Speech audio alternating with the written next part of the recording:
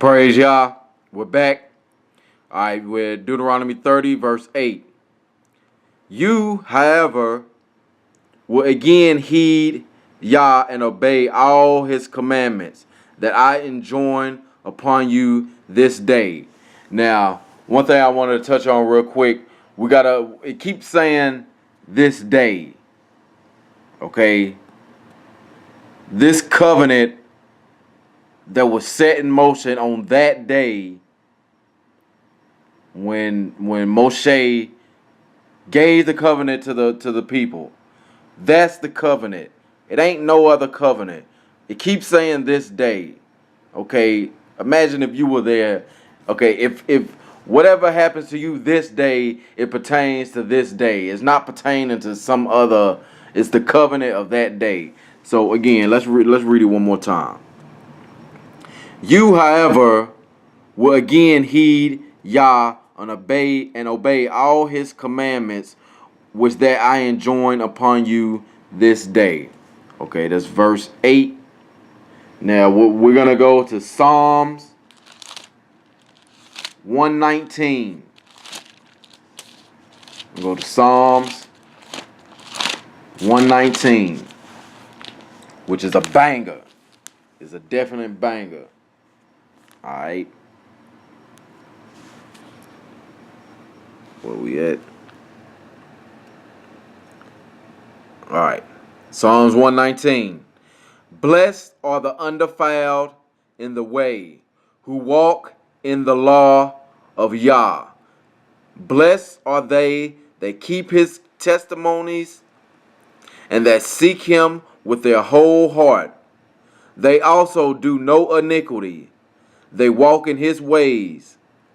Thou hast commanded us to keep thy precepts diligently, that my ways were directed to keep thy statutes. Then shall I not be ashamed, when I have respect unto all thy commandments. I will praise thee with the uprightness of heart, when I shall have learned thy righteous judgments. I will keep thy statutes. Oh, forsake me not utterly. Bet. Wherewithal shall a young man cleanse his ways? By taking heed thereto according to thy word. With my whole heart have I sought thee. O let me not wander from thy commandments. Thy word have I hid in mine heart, that I may not sin against thee. Blessed art thou, Yah. Teach me thy statutes. With my lips have I declared all the judgments of thy mouth. I have rejoiced in the way of thy testimonies, as much as in all riches. I will meditate in thy precepts. I have respect unto thy ways. I will delight myself in thy statutes, and will not forget thy word. Gimel. Deal bountifully with thy servant, that I may live, and keep thy word. Open thou mine eyes, that I may behold wondrous things out of thy law. Okay? So where was we at? We was at verse 8. So he's saying we're going to obey his voice. We're going to finally obey his law. We will again heed to it. So just like what the psalm is saying, is what we're going to do. We're going to diligently keep his precepts. We're going to wholeheartedly follow the commandments on that day, which is told in Deuteronomy 30. Okay? All his ways, all his laws. We'll meditate on them. Meditate on his precepts daily. That was verse 8 of Deuteronomy 30. Now we're going to go to verse 9. And Yah Elohim will grant you abundant prosperity in all your undertakings, in the issue of your womb, the offspring of your cattle, and the produce of your soil. For Yah will again delight in your well-being as he did in that of your fathers. Okay? So what is that, verse 9? Let's go to Genesis. We're going to go to Genesis 15.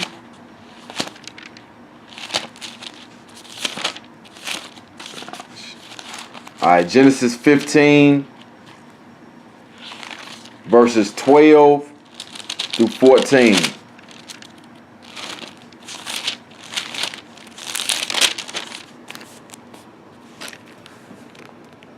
And when the sun was going down, and a deep sleep fell upon Abram, and lo, a horror of great darkness fell upon him. And he said unto Abram, know of a surety that thy seed shall be a stranger in a land that is not theirs, and shall serve them. And they, and shall serve them, and they shall afflict them 400 years. So we know that that's talking about Israel, that's talking about us in this captivity. Verse 14, and also that nation whom they shall serve will I judge, and afterward they shall come out with great substance. Okay, great substance. He says he will grant you abundant prosperity. Again, that one way it's going to be is because when we come out of here, we're going to come out with great substance. Okay, now let's go to Isaiah. We're going to go back to Isaiah 61, 6 through 7. Isaiah 61, 6 through 7. Sorry, my alarm just went off. But ye shall be named the priest of Yah. Men shall call you the ministers of our Elohim. Ye shall eat the riches of the Gentiles, and in their glory shall ye boast of yourselves. For your shame ye shall have double, and for confusion they shall rejoice in their portion. Therefore in their land they shall possess the double. Everlasting joy shall be unto them. All right. Yeah, so we're going to get double. Double for everything that we've been through. Double for everything that we're about to go through. We're going to have great prosperity. Yah has said this throughout the whole covenant. And like I'm saying, Deuteronomy 30 is a good matrices. It's compact with a lot of good information, just to show you that this, like I said, this creature in the New Testament this has nothing to do with him. The covenant is not dealing with that creature. All right, we're at verse 10. Let me find it real quick. Sorry, fam. Okay. Since you will be heeding Yah your Elohim and keeping his commandment and laws that are recorded in this book of the teaching or Torah, once you return to Yah your Elohim with all your heart and soul. So again, it's just reiterating that we're gonna follow Yah. But we're gonna go to Joshua. Let's go to Joshua 22 and 5 real quick. Joshua 22 and 5. But take diligent heed to do the commandment and the law, which Moshe the servant of Yah charged you, to love Yah your Elohim, and to walk in all his ways, and to keep his commandments, and to cleave unto him, and to serve him with all your heart and with all your soul. So if we're cleaving to Yah, how can we cleave to anything else? If our whole heart and soul is with Yah, it can't be with nobody else. Not nobody in the New Testament or nobody in any other type of, it ain't going to be Haile Selassie or nothing like that, man. It's just Yah. If you can't see that, you throw it off majorly. All right, now let's go to Micah 4. And we're just going to read verses 1 and 2. But in the last days it shall come to pass that the mountain of the house of Yah shall be established on the top of the mountains, and they shall be exalted above the hills, and the people shall flow unto it. And many nations shall come and say, Come and let us go up to the mountain of Yah, and to the house of the Elohim, or power of Yaakov.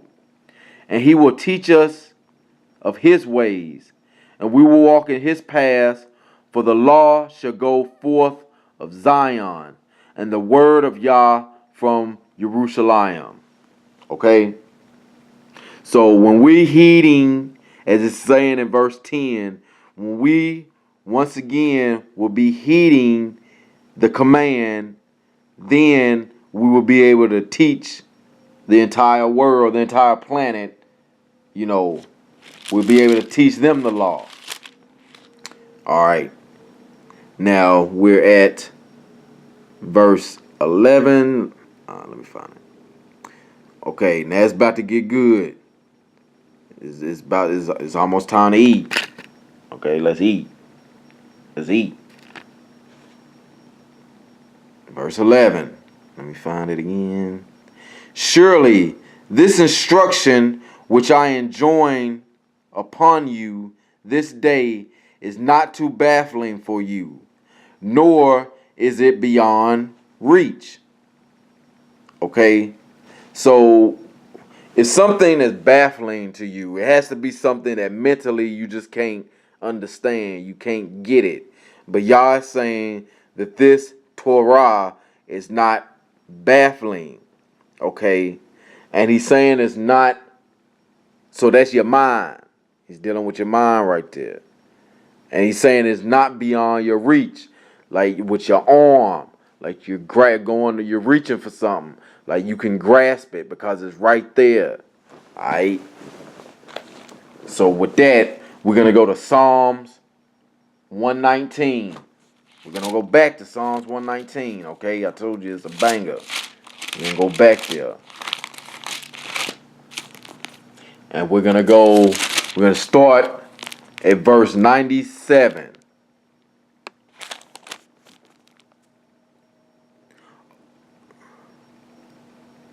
Oh, how love I thy law. It is my meditation all the day. Thou through thy commandments has made me wiser than thine enemies, for they are ever with me. I have more understanding than all my teachers. For thy testimonies are my meditation. I understand more than the ancients. Why? Because I keep thy precepts. I have refrained my feet from every evil way, that I might keep thy word.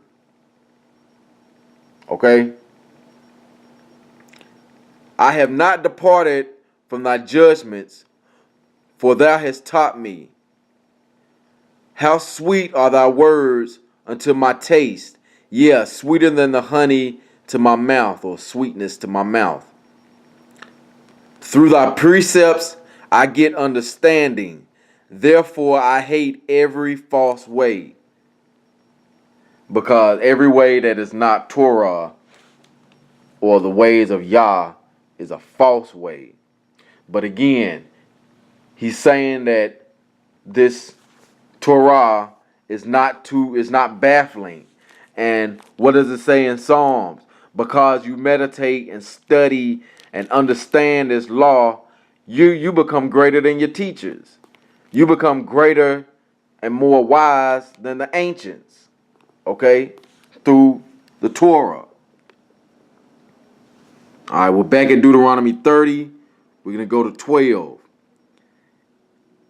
It is not in the heavens that you should say, who among us can go up to the heavens and get it for us and impart it to us that we may observe it. Okay? Who's going to do that? Okay? We have this creature. Okay, first let's go to Psalms. Let's stay in Psalms and let's go to 113. We're going to read 1 through 5. Okay? Praise ye Yah. Praise ye servants of Yah. Praise the name of Yah. Blessed be the name of Yah from this time forth and forevermore. From the rising of the sun until the going down of the same, Yah's name is to be praised. Yah is high above all nations, and his glory above the heavens. Who is like unto Yah, our power, who dwelleth on high?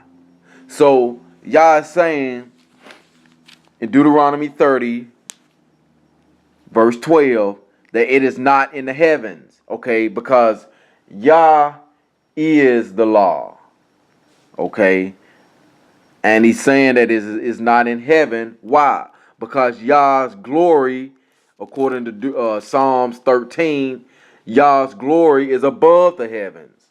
So you can go to the heavens to try to find the law, but you ain't going to find Yah there or the law. But we do have this creature that says he came down from the heavens. So let's get that. We're going to go to the abominable New Testament, and we're going to go to John 3 and 13. Let's hurry up and get it so we can get up out of this dirty place. All right. Okay. And no man hath ascended up to heaven, but he that came down from heaven, even the Son of Man, which is in heaven.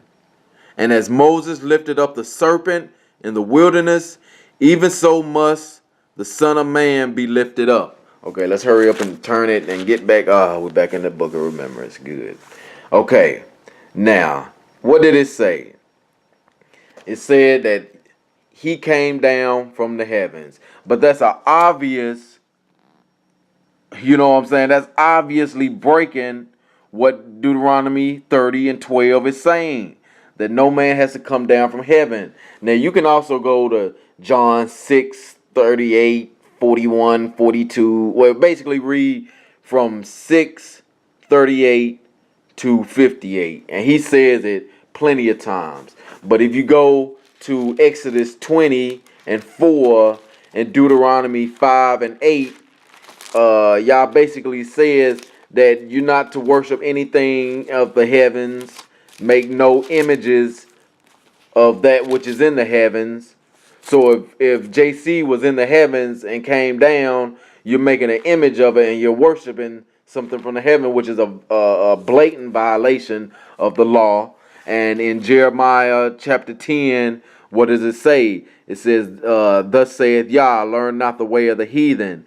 Be not dismayed at the signs of heaven, for the heathen are dismayed at them. So if JC is in the heavens, that's something for the heathens to be dismayed at. You know what I'm saying? That's something for them. It ain't something for us.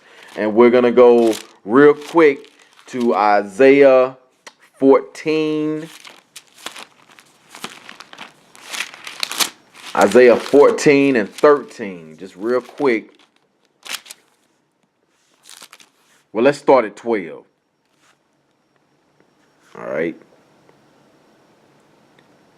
How art thou fallen from heaven, O Lucifer, son of the morning? How art thou cut down from the ground, which didst weaken the nations? For thou hast said in thine heart, I will ascend into heaven, and will exalt my throne above the stars of YAHH. I will sit also upon the mount of the congregation in the sides of the north. I will ascend above the heights of the clouds. I will be like the Most High. Yet thou shalt be brought down to hell, to the sides of the pit. Okay, so Lucifer is the one that's in heaven and trying to get back into heaven. You understand? So who is that? JC. But according to Deuteronomy 30 and 12, nobody has to come down to heaven or from heaven to show us this law. You understand? So let's get, all right, let's just go ahead and end it right there. We'll be back with part 4. Shalom.